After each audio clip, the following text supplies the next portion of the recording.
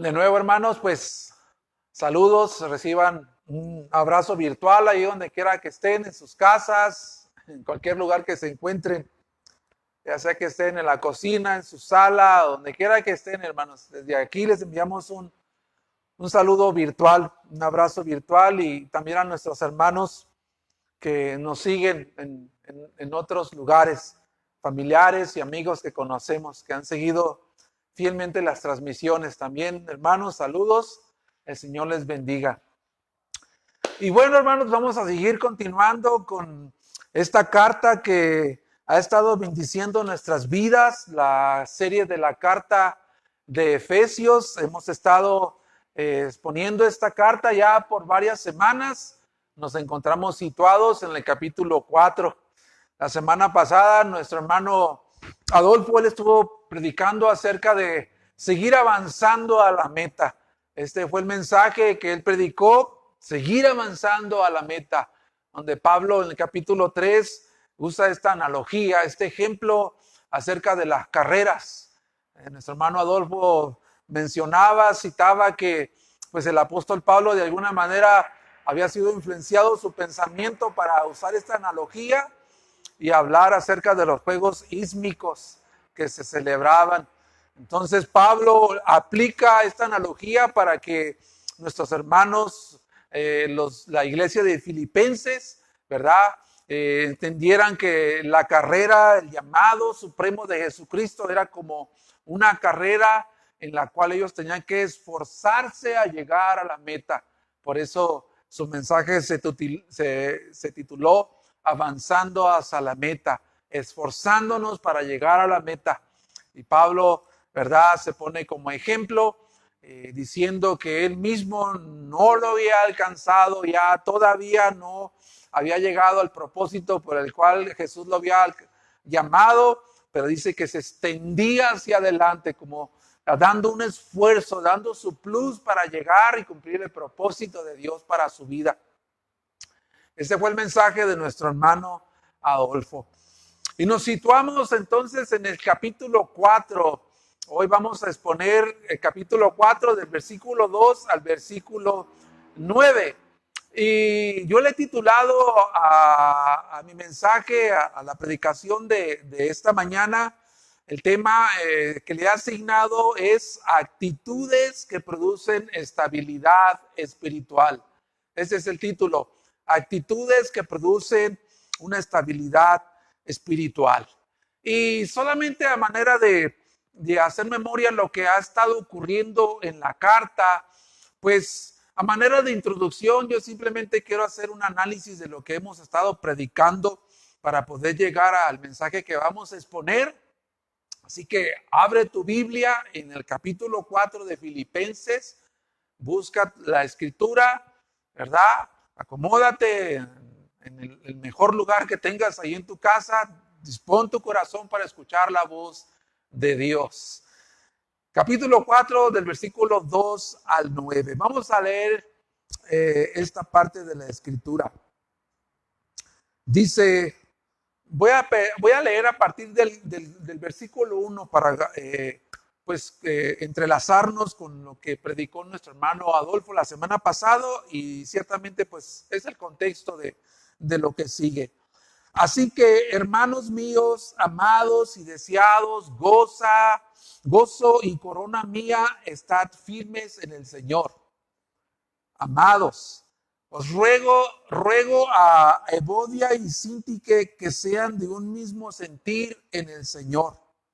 Asimismo, te ruego también a ti, compañero fiel, que ayudes a estas que combatieron juntamente conmigo en el Evangelio, con Clemente también y los demás colaboradores míos, cuyos nombres están escritos en el libro de la vida. Regocijaos en el Señor. Otra vez digo, regocijaos. Vuestra gentileza sea conocida de todos los hombres. El Señor está cerca.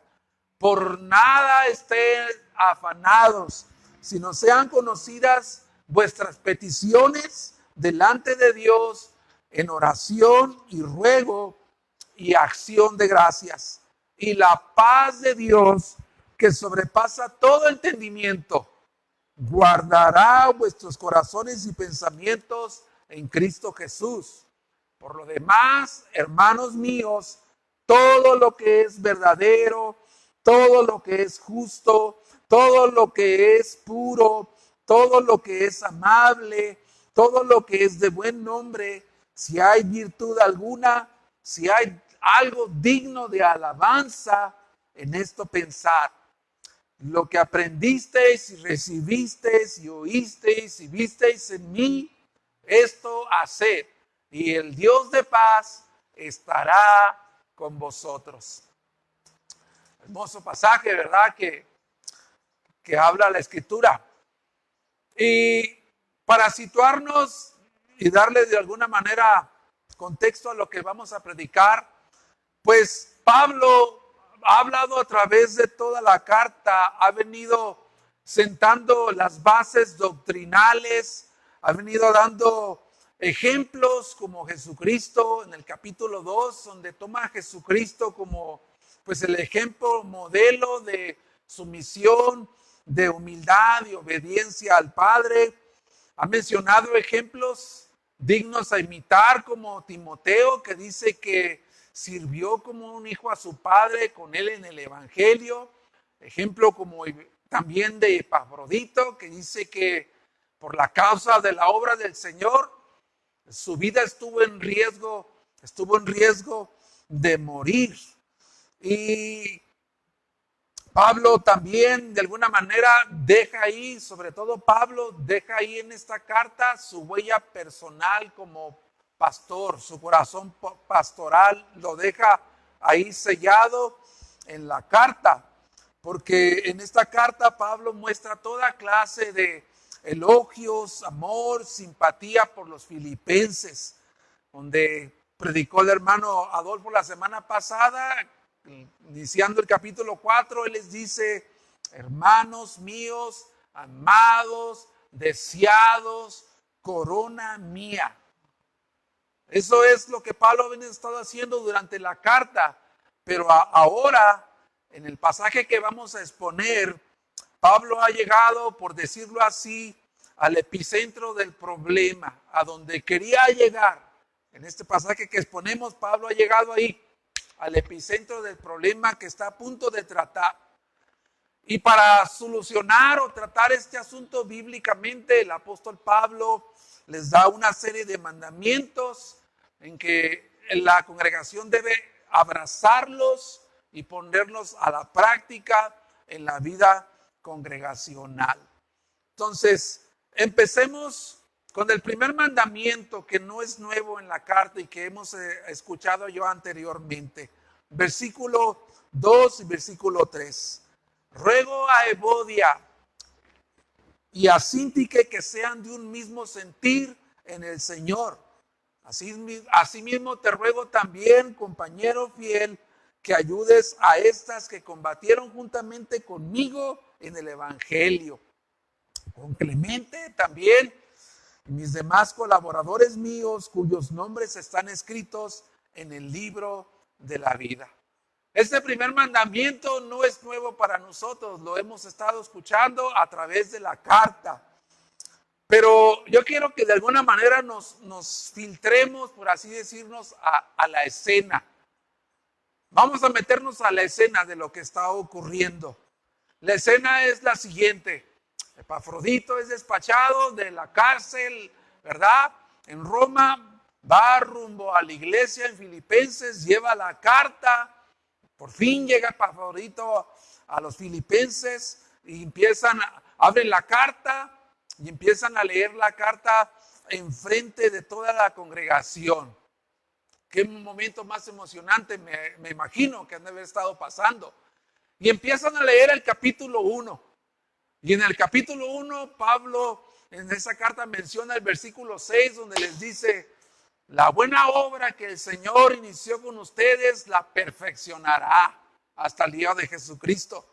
Y me imagino que este versículo ha de haber sonado como música para los oídos de los filipenses, trayendo firmeza en su salvación, seguridad de salvación.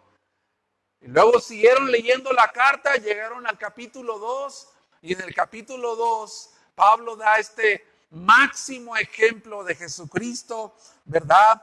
El máximo ejemplo o el modelo de humildad, de sumisión al Padre, que suena como un himno en el capítulo 2 del versículo 5 al 11, ¿verdad? Y me imagino que esa enseñanza, esos versículos dijeron, wow, qué enseñanza la de Pablo en este capítulo, ¿verdad? Y se gozaron por la vida de nuestro Señor Jesucristo, que estuvo dispuesto, ¿verdad?, a humillarse, a hacerse siervo, a servirnos, ¿verdad? Y que después fue exaltado y glorificado a la diestra del Padre. Me mencionan el capítulo 3, y en el capítulo 3 ellos también escuchan que Pablo les dice, vuestra ciudadanía está en los cielos, donde también esperamos al Señor, que es nuestro Salvador.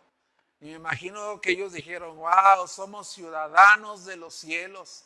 Nos está guardando una ciudad celestial allá en los cielos. Todo hasta ahí iba sonando muy bien en la carta.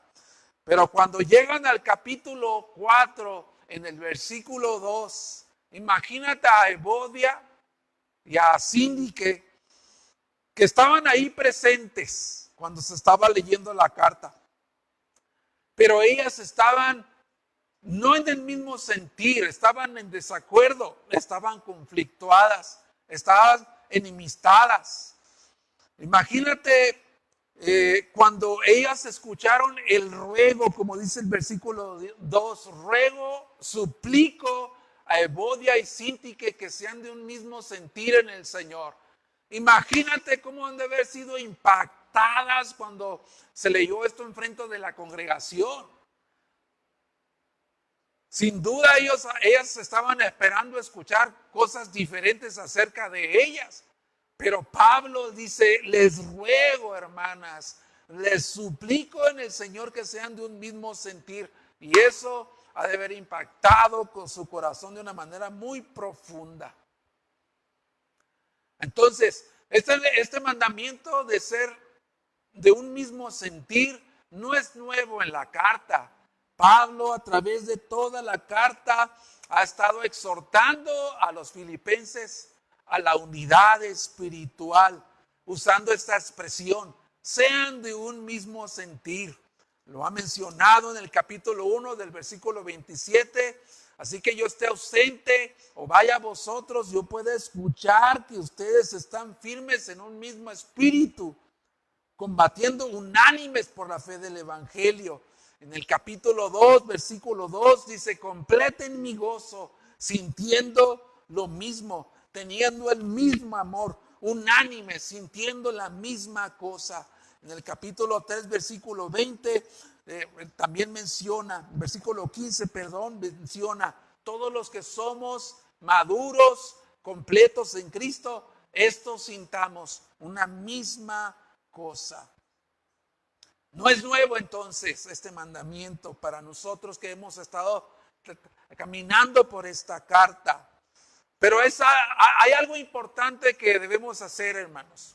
Hay algo importante que tenemos que detenernos y recordar que cómo fue plantada esta iglesia. Debemos detenernos y recordar cómo fue plantada esta iglesia. Pero antes de eso, la Biblia no menciona, hermanos. La Biblia no nos menciona cuál era la causa, no registra cuál era el desacuerdo entre Evodia y Síntique. No lo da por dar a conocer así abiertamente. Y si tú eres de esos curiosos que pues quieres saber todos los detalles, pues la Biblia no lo da. La Biblia no te va a decir por qué se dividieron. Y pues nos alegramos porque no queremos saber cuál fue la causa, ¿no? Pero si tú pues, de alguna manera estás inquieto, curioso en saber cuál fue la causa de su división o por qué estaban enemistadas, pues entonces vas a tener que esperar a llegar a tu ciudadanía que está en los cielos Y cuando llegues ahí, veas a todos los salvos y identifiques quién es Sintique y Evodia, pues las abordas y les dices, hermanas, ¿qué onda con ustedes? ¿Qué les pasó? ¿Qué onda? ¿Qué pasó? Hasta ahí vas a saber, pero mientras tanto la Biblia no te dice, no registra por qué estaban divididas. Pero tenemos que recordar, como antes mencioné, que la iglesia de Filipos comenzó como un grupo un grupo de mujeres que se reunían a las orillas de un río, capítulo 16, ahí lo puedes encontrar. Ellas se reunían en un río y entre ellas estaba esta primera mujer que se convirtió al Señor, que era Lidia, la vendedora de púrpura. Y estamos seguros, yo estoy seguro que Evodia y Sintique fueron de las primeras convertidas. Fueron de las primeras mujeres que se convirtieron en ese lugar, que después seguramente se congregaron en la casa de Lidia, la vendedora de púrpura. Y seguramente ellas eran de las primeras convertidas, porque Pablo dice, ¿verdad? En el versículo 2, el versículo 3 dice, estas combatieron fielmente junto conmigo en el evangelio. Entonces, ellas estuvieron en la plantación de la iglesia desde el inicio. Y sin duda, hermanos, sin duda eran de las más fieles, de las más consagradas, de las más serviciales y ocupaban una posición de influencia en la iglesia, pero estaban enemistadas, estaban conflictuadas. Y este conflicto de división estaba afectando a la iglesia. ¿Por qué te digo que seguramente ocupaban una posición de influencia en la iglesia? Porque Pablo lo dice así, ellas combatieron. Y esta es una palabra que Pablo usa, que es un término militar, donde se hace referencia a un soldado que está en el campo de batalla. Eso nos dice entonces que estas mujeres cuando se convirtieron de corazón, se volcaron sus vidas al Señor, empezaron a servir. Me imagino que abrieron sus casas, dieron sus posesiones para servir al Señor y eran fieles y eran entregadas. Ellas iniciaron con Pablo entonces en la plantación de la iglesia, pero estaban divididas. Y vale la pena detenernos aquí. Vale la pena que nos detengamos y nos hagamos una pregunta, hermanos.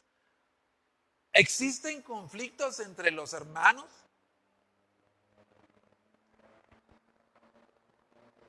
¿Hay conflictos entre los hermanos? Yo creo que definitivamente sí, sí los hay. Sí, te voy a decir por qué. Porque todavía estamos nosotros en un cuerpo que lleva el ADN del egoísmo. Estamos en un cuerpo que lleva todavía el ADN del egoísmo. Y quizás a lo mejor nosotros podemos decir, pues ya tengo un cierto crecimiento espiritual, madurez, tengo un cierto conocimiento teológico, conozco la Biblia. Tal vez podemos decir eso, porque si nos ponemos a un lado de Evodia y Sintique, pues ellas también, hermanos, podrían decir el de las más fieles, de las más consagradas, de las más serviciales.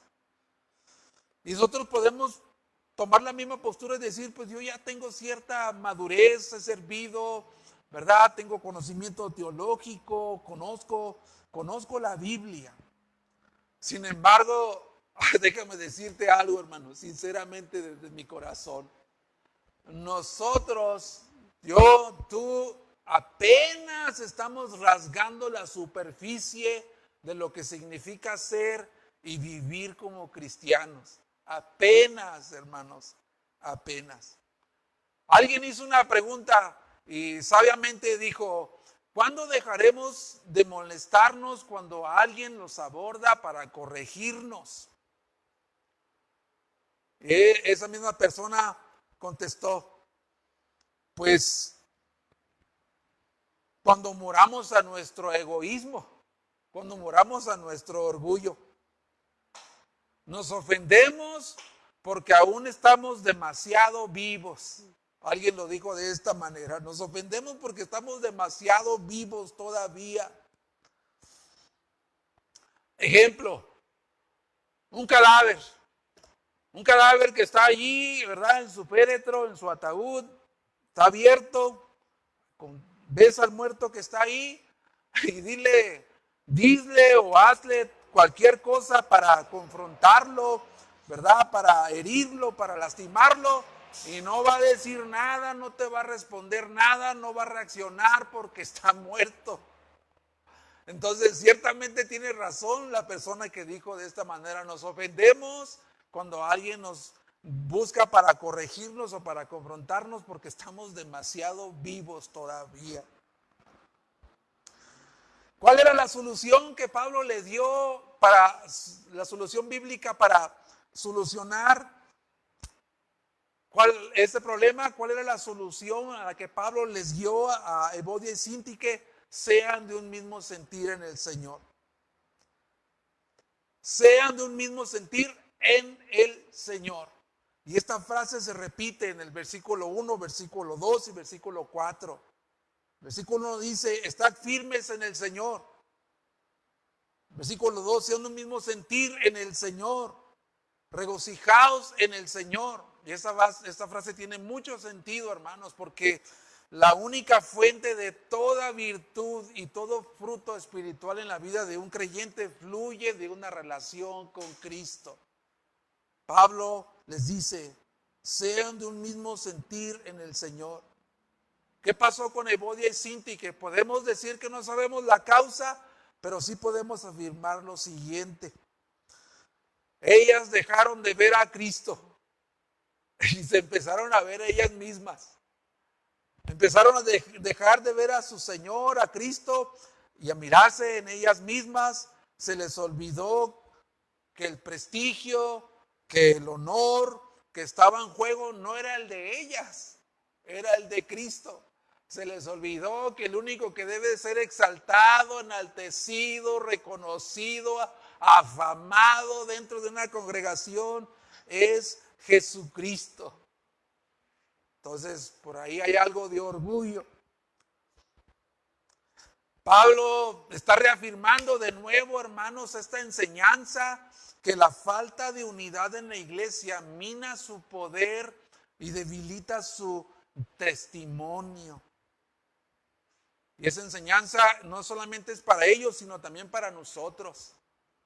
Nosotros, amados hermanos de Comunidad Gracia Redentora, nosotros debemos estar arraigados, cimentados en nuestro Señor Jesucristo para seguir siendo de un mismo sentir en el Señor. Debemos afirmarnos, arraigarnos más en el Señor Jesucristo, estar ahí situados en el Señor para seguir siendo de un mismo sentir, porque ninguno de los que estamos en esta congregación, empezando conmigo, hermanos, estamos exentos de estas actitudes egoístas como Evodia y Síntique. ¿Cuál fue el segundo mandamiento que Pablo les dio? Versículo 4 y 5. Regocíjense en el Señor. Ese es el segundo mandamiento. Regocíjense en el Señor. ¿Cuándo? Siempre. Regocíjense en el Señor siempre. Otra vez digo: regocijaos en el Señor. Vuestra gentileza sea conocida de todos los hombres. El Señor está cerca. Cuando Pablo dice regocíjense en el Señor siempre, de entrada nos dice que el gozo del Señor siempre no está de acuerdo a las circunstancias que podemos estar viviendo. De entrada ya nos dice eso. Pero parece ser que este conflicto de enemistad, de división, de desacuerdo entre Síntique en esta Síntique y Evodia, de alguna manera estaba minando el gozo de la congregación. Yo digo esto porque Pablo les da este mandamiento de gócense en el Señor. Gócense en el Señor. ¿Quién como Pablo, hermanos? ¿Quién como Pablo para mandarles regocíjense en el Señor? Como si fuera tan fácil, ¿no? Pero ¿con quién como el apóstol Pablo, hermano, para mandarles que se gozaran en el Señor? Hemos estado viendo que Pablo estaba prisionero en Roma. La situación de Pablo no era, pues, color de rosas. Él estaba, hermanos, atado a un soldado que era cambiado, a un guardia que cambiaban cada 6 horas. Estaba imposibilitado de hacer lo que más amaba, que era la obra del Señor. Estaba en espera de ser ejecutado y a pesar de eso, el gozo del Señor no se esfumó de su vida. El gozo del Señor permaneció. Entonces, nadie como Él para mandar, ¿verdad? Que nos gocemos en el Señor siempre. Pablo dice, hermanos filipenses, el gozo en el Señor es la cura que ustedes necesitan para reponerse de esta situación que es dolorosa, pero el gozo del Señor es la medicina que ustedes necesitan. Y no solamente es la medicina para los filipenses, sino también para nosotros, hermanos. El gozo del Señor es lo que necesitamos nosotros para reponernos de las situaciones difíciles que enfrentamos. Hemos ya estado por 10 semanas, mencionamos que por 10 semanas transmitiendo de esta manera, no nos logramos acostumbrar a estar predicando una cámara, ¿verdad? Esto no es normal, pero gracias a Dios ya se empieza a ver la luz por allá, ¿verdad? A ver buenas noticias que en algunos lugares ya se empiezan a congregar con todas las restricciones sanitarias. Pero confiamos que pronto estaremos de nuevo reuniéndonos. Esta pandemia sin duda ha traído muchas circunstancias difíciles, adversas, dificultades a todos. Pero déjame decirte algo acerca del gozo. ¿Cómo interpretamos nosotros el gozo? Muchas veces nosotros hemos interpretado el gozo, hermanos, como un estado de ánimo. Es decir, si todas las cosas están alineadas a mis planes, entonces estamos con el gozo, con el tanque del gozo hasta arriba. Pero ¿qué pasa si las cosas no resultan conforme a nuestras expectativas? Entonces el gozo del Señor como que se desinfla, como se desinfla igual un globo. Creo que en la primera predicación de esta carta yo mencioné que íbamos a mandar poner un gozómetro ahí en la entrada de la puerta del templo para medir el gozo de todos nosotros. Y si había alguien que por ahí pasara y que la hojita no se alcanzara a levantar, pues tendríamos que llevarlo a un cuarto de los salones de enseñanza y estar orando por él para que el gozo del Señor le vuelva y lo pueda resucitar. No sé si te acuerdas de eso, pero algo mencioné de eso en el primer sermón de esta carta. Entonces, el gozo del cristiano no es el gozo cristiano no es según las circunstancias. El gozo del Señor fluye del conocimiento de Dios y de una relación íntima con Él. Voy a volver a repetir esto porque esto es esencial. El gozo cristiano no es según las circunstancias. El gozo del cristiano fluye del conocimiento de Dios y se basa en una relación íntima con Él. Por citarte un par de citas, Salmos 1, que dice, bienaventurado el varón que no anduvo en consejo de malos.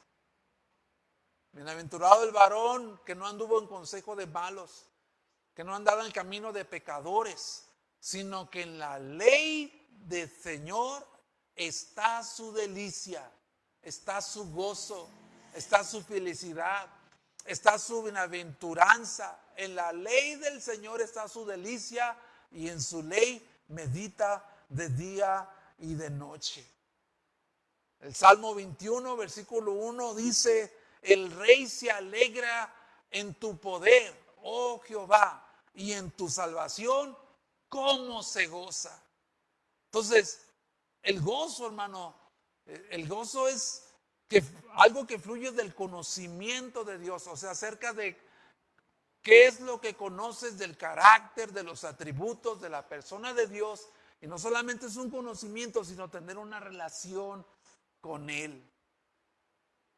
Yo creo que a más de uno de nosotros nos ha pasado que cuando hemos llegado a la iglesia o que ya tenemos cierto tiempo ya en la iglesia y que ves que alguien llega nuevo a la iglesia y te empiezas a acercar a él y esa persona te dice, ¿sabes qué? Me está yendo como en feria. Tengo problemas en el trabajo, tengo problemas con mis vecinos, tengo conflictos con mi familia. Desde que me empecé a congregar, hombre, he recibido toda clase de pruebas. No sé qué hacer, hermano, estoy desesperado. Y para esa persona yo creo que su Dios así de chiquito es, ¿no? Así de chiquito. Pero después del tiempo quizás te vuelves a topar con ese hermano y vuelves a platicar con él, pero ya después de un tiempo en el que ha crecido en la gracia y en el conocimiento de Dios y empieza a tener una relación con el Señor en oración y empiezas a hablar con él después de un tiempo y pues quizás a lo mejor la conversación no ha cambiado el tema porque puede ser que todavía hay muchas cosas difíciles, circunstancias adversas, pero ahora él dice, ¿sabes qué? Tengo problemas, tengo circunstancias difíciles, pero ahora yo entiendo que mi Dios es soberano y está por encima de todas las cosas. Ya no ese Dios chiquito, sino ese Dios grande, ese Dios majestuoso y poderoso. Entonces podemos concluir, hermanos, que la única fuente confiable, inalterable y constante de gozo proviene del conocimiento de Dios. La única fuente confiable, inalterable y constante de gozo proviene acerca de cuál es el conocimiento que tú tienes con el Señor y la relación íntima que puedas tener con Él. Y esto de gozarse, de tomar este mandamiento, como Pablo les dice, regocíjense en el Señor, es un mandamiento, hermanos. Y quizás no lo vemos como un mandamiento. Vemos otros mandamientos más fuertes o más importantes que este. Pero este es un mandamiento. Gózate en el Señor, es un mandamiento. Es el deseo de Dios que haya gozo en nosotros. ¿Por qué? Déjame decirte que el gozo es esencial para la vida del cristiano, hermanos.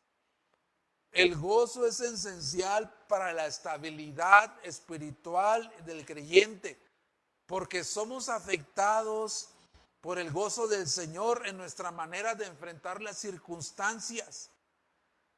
Y pone en evidencia, hermanos, y pone en evidencia la manera en cómo nosotros nos relacionamos con los demás, sean creyentes o no lo sean. Pablo les dice, vuestra gentileza sea conocida de todos los hombres. Entonces, el gozo es esencial para la estabilidad espiritual porque somos afectados en nuestra manera de vivir, cómo nos conducimos. Porque quizás podemos transmitir gozo aquí en la iglesia con los hermanos, allá conviviendo después del culto, sonrisas, abrazos, pero ¿qué tal con los de afuera? Sea conocida por todos los hombres. Imagínate a Pablo dándoles este consejo sin tener la autoridad o el testimonio moral que él tuvo. Cuando en el capítulo 1 Pablo les dice, ¿sabes qué, hermanos?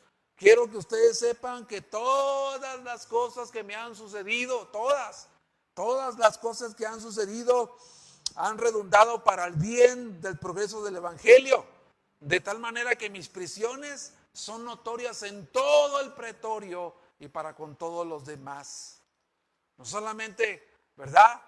con Epafrodito y Timoteo. Pablo era amable, Pablo era de verdad bondadoso con ellos. Imagínate que el soldado llegara en la mañana a hacer el cambio de guardia y se atara a Pablo por 6 horas y que el soldado le dijera a Pablo: buenos días, apóstol Pablo, y que Pablo le dijera: ¿de qué tienen de buenos? No, imagínate su condición cómo estaba, hermanos. Vuestra gentileza se ha conocido de todos los hombres. Vuestra gentileza se ha conocido de todos los hombres. Y hay veces, hermanos, disculpen, pero que a lo mejor no es correcto que lo mencione, pero hay ocasiones, hermanos, en que ves las caras de algunos y dices como que esta cara está buena para la portada del libro de Lamentaciones. No te quieres ni siquiera, bueno, ni acercar, mucho menos a hablar con él. No. Pablo dice: vuestra gentileza sea conocida de todos los hombres. Y les da un tercer mandamiento. Les dice: por nada estén afanados. Versículo 4 y 5, más bien 6 y 7. Por nada estéis afanados, sino sean conocidas vuestras peticiones delante de Dios en toda oración y ruego con acción de gracias. Y la paz de Dios, vean nada más esto, la paz de Dios que sobrepasa todo entendimiento, guardará vuestros corazones y vuestros pensamientos en Cristo Jesús. Por nada estén afanados, dice Pablo. Es otro mandamiento más. No te afanes, que no me afane, es un mandamiento, hermano. Es tan pesado, tiene tanto valor, es tan importante como los 10 mandamientos en Éxodo 20. Por nada estés afanado. Al parecer, yo creo que los filipenses, hermanos, eran dados a la preocupación, porque eso es lo que significa estar afanados. Los filipenses eran dados a la preocupación. ¿Por qué? Porque vemos un constante llamado de Pablo en la carta hacia el gozo. El gozo es un indicador de que posiblemente los filipenses eran dados a la preocupación, a la ansiedad, en vez de experimentar el gozo del Señor. Y tú podrías decir, bueno, quizás tendrían cosas por qué preocuparse, por qué estar ansiosos. Y seguramente, sin duda, hermanos, tenían cosas de qué preocuparse, como tú y yo tenemos muchas cosas de qué preocuparnos. Pablo les advirtió en el capítulo 3, versículo 2, les dijo: guárdense de los perros, de los mutiladores del cuerpo, de los falsos obreros, de los malos obreros. Pablo también les dice, ¿verdad? En el versículo 18, cuídense de los enemigos de la cruz, que buscan solamente las cosas terrenales, en el versículo 18. Ahora, a esto que Pablo ha mencionado, súmale este conflicto de desacuerdo, de desunión que está afectando la iglesia entre Síntique y Evodia.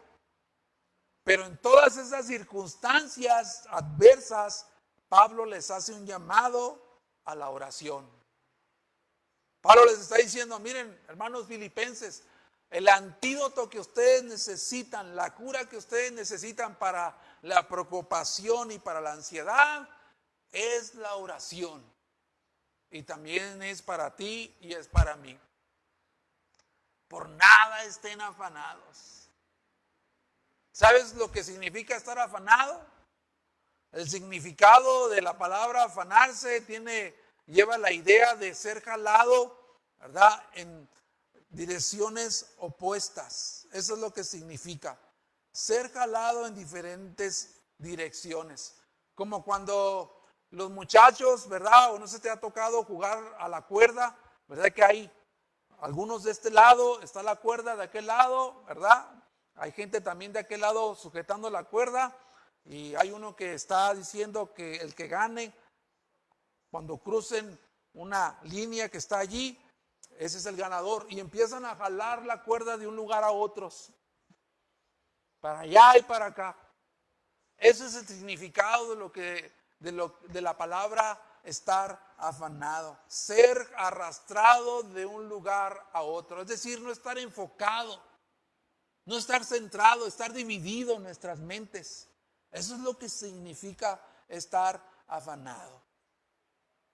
Pero vamos a ir más lejos todavía, hermanos. Hagámonos una pregunta. ¿De dónde viene la preocupación? Pregúntate eso.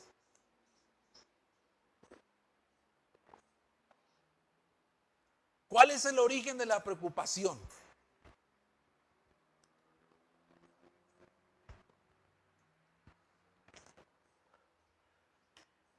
Te voy a decir cuál es. Es la falta de confianza. Es la falta de confianza en la sabiduría, el poder y la bondad de Dios para atender nuestras necesidades, cualesquiera que éstas sean. Ese es el origen del afán, de la preocupación, de la ansiedad. Estar afanado es una preocupación pecaminosa para nosotros, hermanos. El afán es una preocupación pecaminosa que nos roba el gozo, y nos hace dudar de los cuidados de Dios como un Padre amoroso, benevolente. En Mateo, voy a pedirte que busques ahí en tu Biblia Mateo 6, versículo 25. Jesucristo les dijo a la multitud: por tanto os digo, no os afanéis por vuestra vida, ¿qué habéis de comer? ¿Qué habéis de beber? Ni por vuestro cuerpo, ¿qué habéis de vestir? ¿No es la vida más que el alimento y el cuerpo más que el vestido? Versículo 31. No os afanéis pues diciendo, ¿qué comeremos o qué beberemos o qué vestiremos? Porque los gentiles buscan todas estas cosas, pero vuestro Padre Celestial, que es amoroso, que es bondadoso, que es sabio, que es poderoso, sabe que tenéis necesidad de todas estas cosas. ¿Cuál es el origen de la ansiedad o la preocupación? Una falta de confianza en nuestro Dios amoroso, en nuestro Dios bondadoso. De allí viene. ¿Cómo vamos a dudar nosotros de Dios, hermanos? Nuestra mayor necesidad, hermanos, ya ha sido suplida. Nuestra mayor deuda ya ha sido pagada. Romanos 5:8 dice: el que no escatimó ni a su propio Hijo, el que no rehusó a darnos a Jesucristo, ¿cómo no nos va a dar con Él todas las cosas? Todas las cosas.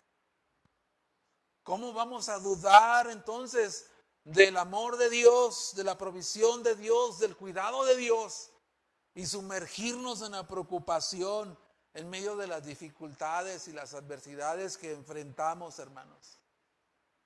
Mismo Pedro dice, capítulo 5, 7 de la primera carta, dice: echen toda su ansiedad sobre Él. Echemos toda nuestra ansiedad, descarguemos toda nuestra preocupación sobre Él, porque Él tiene cuidado de nosotros. Él tiene cuidado de nosotros. Entonces, la oración de gratitud, hermanos, sobre todo la acción de gratitud al Señor, libera la preocupación y la ansiedad. Nos libera de la preocupación y la ansiedad y engendra la paz de Dios, que sobrepasa todo entendimiento. Libera la paz de Dios que guarda nuestros pensamientos y nuestros corazones en Cristo Jesús. La oración, entonces, hermanos, es el medio que Dios escogió para producir su paz en nosotros. A Él le plació de esa manera. La oración es el medio que Dios ha escogido para derramar su paz que sobrepasa todo entendimiento, hermano. Esa paz es sobrenatural, la paz de Dios. Guarda nuestra mente y nuestro corazón. Y de nuevo esta palabra en el versículo 7, la paz de Dios que sobrepasa todo entendimiento, guardará.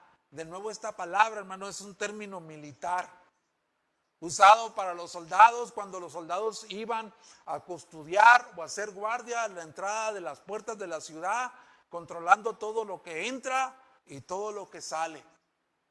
Entonces, la guardia de Dios, hermanos, la guardia de Dios, ¿verdad? Es como alguien que está montando ahí guardia en nuestros pensamientos y en nuestros corazones. Dios está guardando nuestros pensamientos, nuestra mente. Dios está guardando nuestro corazón como un guardia que está puesto ahí. Wow, ¿no? Sorprendente la paz del Señor. Por eso Cristo dijo, la paz les doy, mi paz les dejo, yo no la doy como el mundo la da. No se turbe tu corazón y tenga miedo. Isaías dice en 26:3, tú guardarás en completa paz aquel cuyo pensamiento en ti persevera porque en ti ha confiado. Hermanos, sin duda estamos pasando tiempos difíciles. Son tiempos difíciles. Hay escasez, hay muchas limitaciones. Ciertamente estamos en nuestras casas, ¿verdad? Confinados al distanciamiento social, restringidos ahí. Y estamos pasando tiempos difíciles como familias. Pero la paz de Dios puede guardarte. La paz de Dios es como un guardia, como un soldado puesto ahí sobre tus pensamientos, sobre tu corazón, pero tienes que ir a Dios en oración, descargar toda tu ansiedad, toda tu preocupación, y en intercambio el Señor recibe tus cargas y te da, en ese intercambio, te da de su paz. Sorprendente nuestro Dios poderoso. Y por último, Pablo les dice, el último mandamiento que Pablo les dice, versículo 8 y 9, pon tu vista allá, este es el último mandamiento que él les dice. Por lo demás, hermanos, todo lo que es verdadero, todo lo honesto, todo lo justo, todo lo puro, todo lo amable, todo lo que es de buen nombre, si hay alguna virtud, si algo digno de alabanza, en esto pensad. Lo que aprendisteis y recibisteis y oísteis y visteis en mí, esto haced, y el Dios de paz estará con vosotros. Este es el último mandamiento. Lo que vemos ahí es que Pablo les está diciendo, ustedes deben de tener una mente bíblica o deben de pensar bíblicamente. Tener una mente bíblica produce estabilidad espiritual. Pablo dice, por lo demás, empieza con esta frase que significa, por último, para terminar.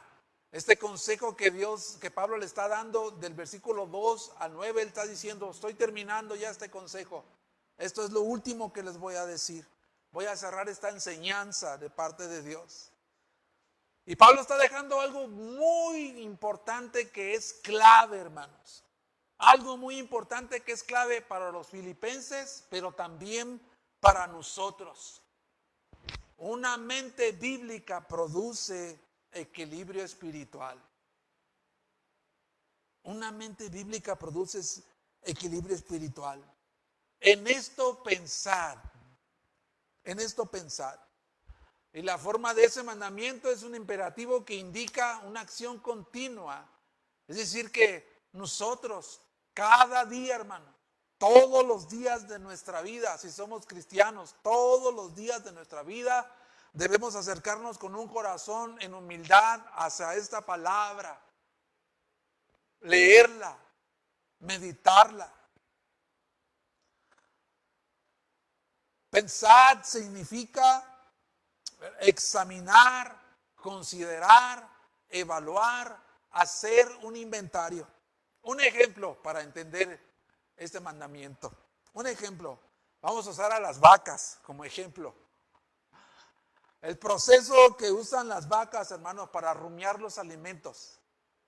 El proceso que usan estos animales, las vacas, para rumiar el alimento, que los come y los lleva a una parte de su estómago y después los vuelve a la boca y sigue rumiando esos alimentos una y otra vez, los sigue digiriendo para sacar todos los nutrientes que están ahí en el pasto y alimentar todo su cuerpo.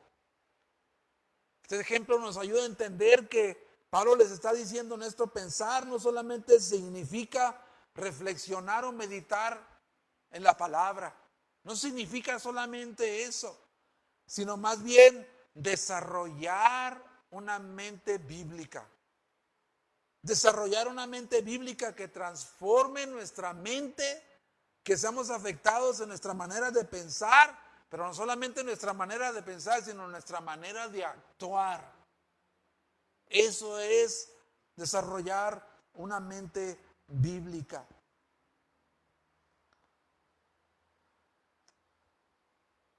La Biblia, hermanos, deja bien en claro que las acciones de las personas es el resultado de sus pensamientos. Por eso Pablo le dice: piensen en esto, en todo lo que es verdadero, honesto, justo, puro, amable.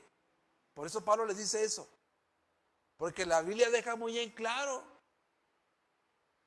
que las acciones de las personas es el resultado de sus pensamientos. Proverbio 23:7 dice: porque tal es su pensamiento en su corazón, tal es él. Un ejemplo para entender esto: así como toda la información que sacas de una computadora depende de lo que ingresa en su disco duro, de esa misma manera una persona actúa y responde de acuerdo a los pensamientos que hay en su mente. Las acciones entonces son una extensión de los pensamientos. Eso es lo que dice la Biblia. Jesucristo lo expresó de la siguiente manera en Marcos 7, 20, 23.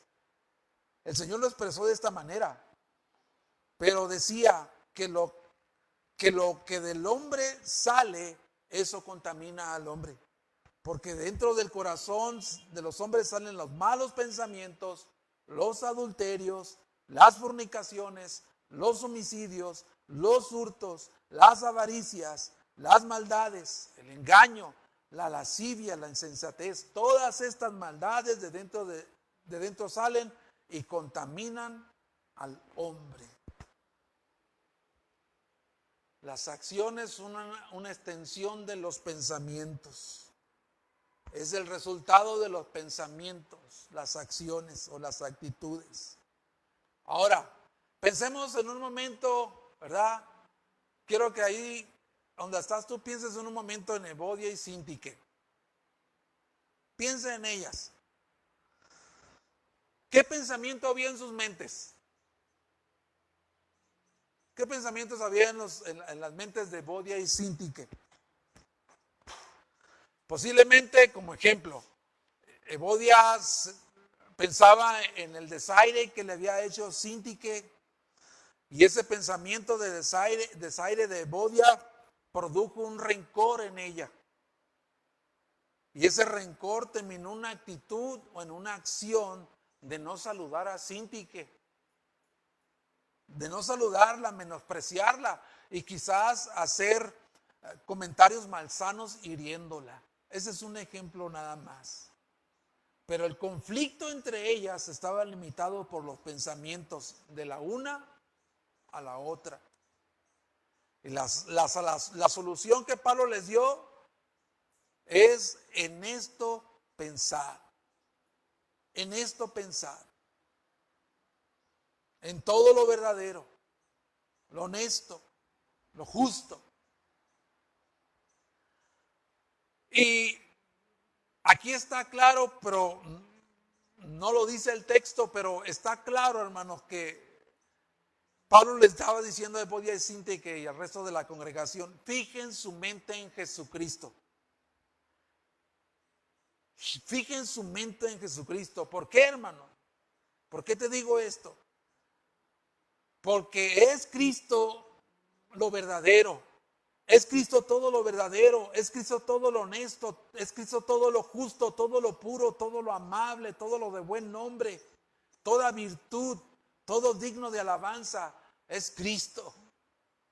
Pablo les está diciendo a estas mujeres, pongan su mente en Jesucristo, que es la verdad encarnada. Porque Jesucristo es el único hombre, hermano, el único hombre que caminó sobre la tierra, que cumplió perfectamente todas estas cualidades, en perfección absoluta, caminó en su vida con todas estas perfecciones. Está guiándoles entonces a Cristo, la mente de Cristo.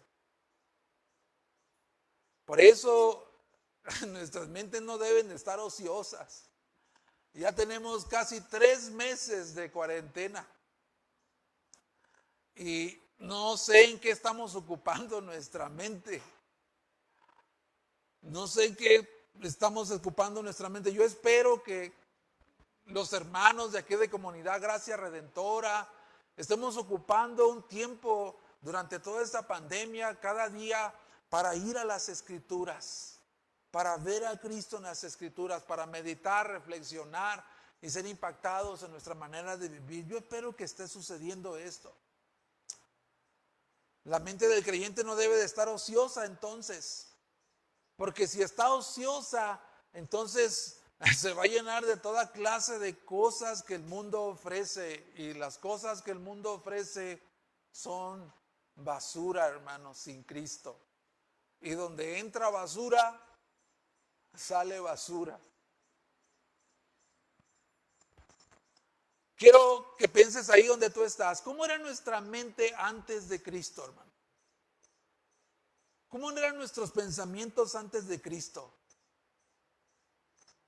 La mente de los incrédulos solo piensan en las cosas de este mundo, las pasiones de la carne, los deseos desordenados, en la vanagloria de su vida, en la vanagloria de la vida.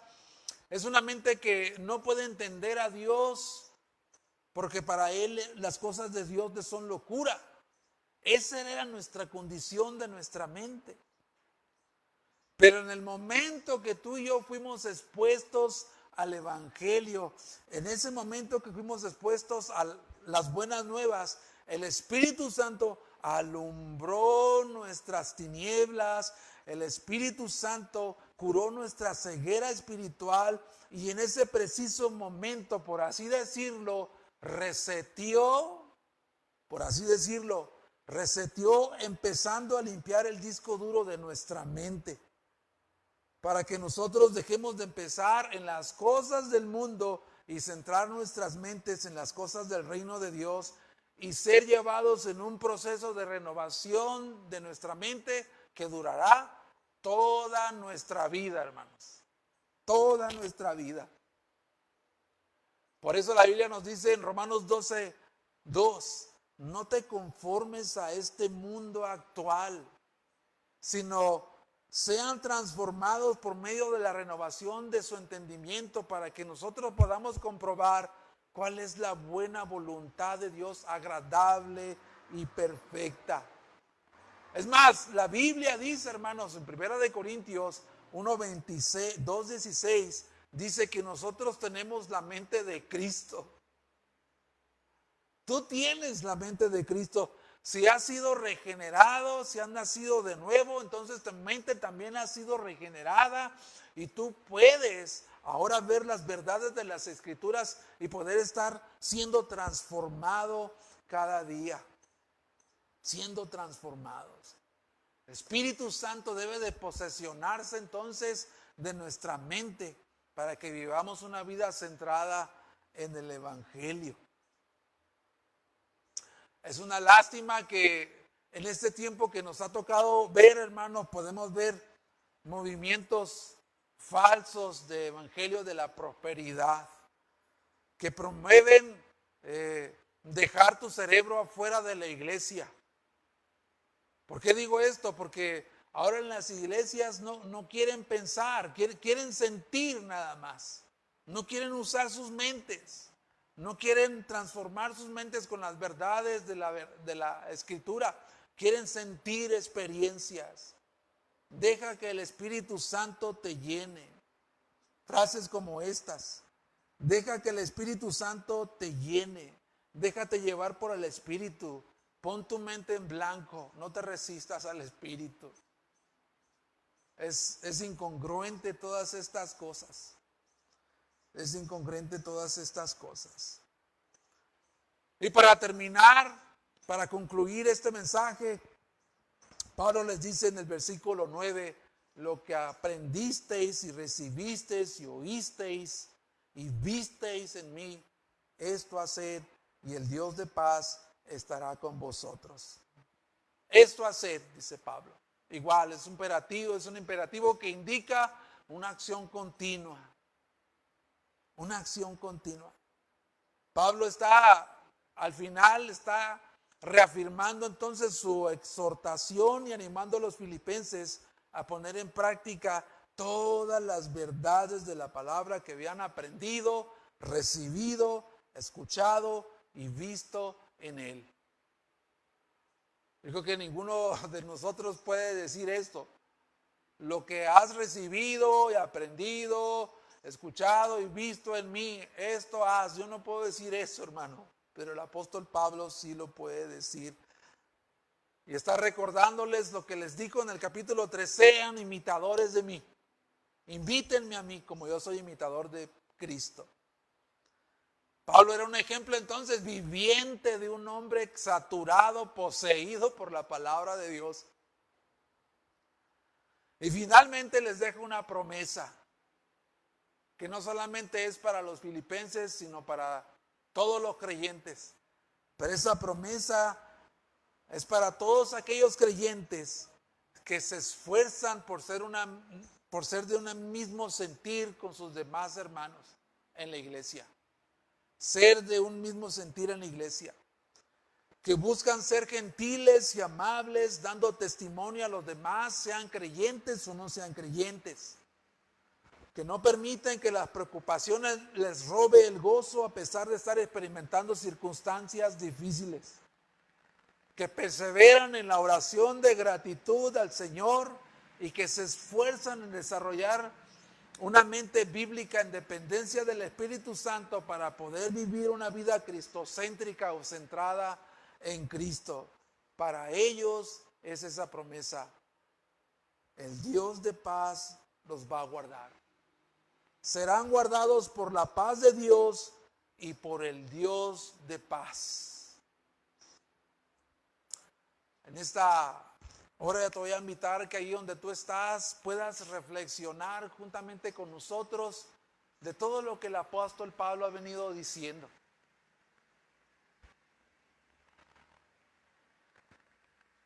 Y si tú estás ahí sin Cristo, amigo que me escuchas, y quieres ser transformado, quieres que tu mente sea transformada, quieres dejar la preocupación, la ansiedad, quieres convertirte en otra persona, Él te está llamando en esta mañana. El Señor es el que está hablando a tu vida, el Señor es el que quiere que vengas a Él. ¿Quieres experimentar paz? ¿Quieres experimentar gozo en el Señor? Paz en el Señor que sobrepasa todo entendimiento. ¿Quieres tener una mente renovada, diferente? ¿Estás cansado del mundo? Los placeres, los deseos, todo lo que has estado viviendo que el mundo te ofrece no tienen ningún propósito. Estás hastiado de esta vida. Déjame decirte que Dios te está llamando a arrepentimiento y fe para que recibas perdón de pecados en el Señor, para que seas salvo, para que Dios te regenere y vuelvas a nacer y puedas tener esa mente que hemos estado hablando. puedas gozar de esa paz que sobrepasa todo entendimiento en medio de las dificultades, en medio de las adversidades, para que tú puedas abandonar la preocupación y la angustia, la ansiedad y descansar en las manos de tu Padre que te habla y te dice, ven a mí en esta mañana. Y para nosotros, hermanos de Comunidad Gracia Redentora, estos son mandamientos para nosotros. Son mandamientos. Seamos del mismo sentir, continuemos siendo de un mismo sentir. No nos afanemos, no nos preocupemos, hermanos. Antes bien, mejor escojamos orar a Dios con oraciones de gratitud. Y Dios tomará todas tus cargas, todas tus preocupaciones, todas tus ansiedades. Y en intercambio te va a dar la paz de Dios, en el cual va a ser guardada tu mente y tu corazón. Y pensar bíblicamente, seguir siendo transformados en nuestra mente, en la renovación de nuestra mente, que es lo que quiere el Señor. Y Dios, el Dios de paz, estará contigo